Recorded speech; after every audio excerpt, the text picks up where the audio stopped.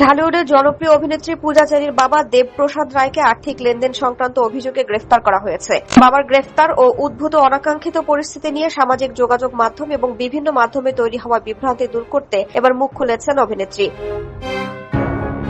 রোববার ফেসবুকে এক আনুষ্ঠানিক বার্তায় পূজা চেরি নিজের অবস্থান পরিষ্কার করেন, জানান বাবার বিরুদ্ধে ওঠা কোনো অভিযোগ বা আর্থিক লেনদেনের সাথে ব্যক্তিগতভাবে তার কোনো ধরনের সংশ্লিষ্টতা নেই। পূজা চেরি বলেন, সম্প্রতি আমার বাবা দেবপ্রসাদ রায়ের গ্রেফতার এবং আর্থিক লেনদেন সংক্রান্ত অভিযোগে যে অনাকাঙ্ক্ষিত পরিস্থিতির সৃষ্টি হয়েছে তা নিয়ে বিভিন্ন সংবাদ মাধ্যম ও শুভাকাঙ্ক্ষীদের কাছ থেকে আমি অসংখ্য ফোন কল এবং বার্তা পাচ্ছি। সার্বিক পরিস্থিতিতে বিভ্রান্তি এড়াতে আমি আমার অবস্থান পরিষ্কার করতে চাই।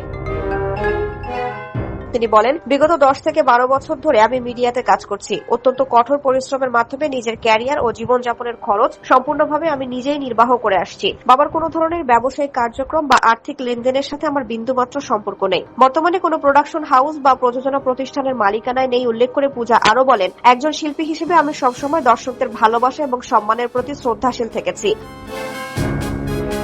পরিবারের সদস্য হওয়ার সূত্রে উদ্ভূত এই পরিস্থিতি আমার জন্য মানসিকভাবে অত্যন্ত কষ্টদায়ক। তার কথায়, তবে এটি একান্তই তার ব্যক্তিগত আইনি বিষয়। আমি আশা করি আইন তার নিজস্ব গতিতে চলবে এবং সত্য উদ্ঘাটিত হবে। মামলাটির তদন্ত চলমান রয়েছে, বিষয়টি আদালত দেখবেন এবং সিদ্ধান্ত নেবেন।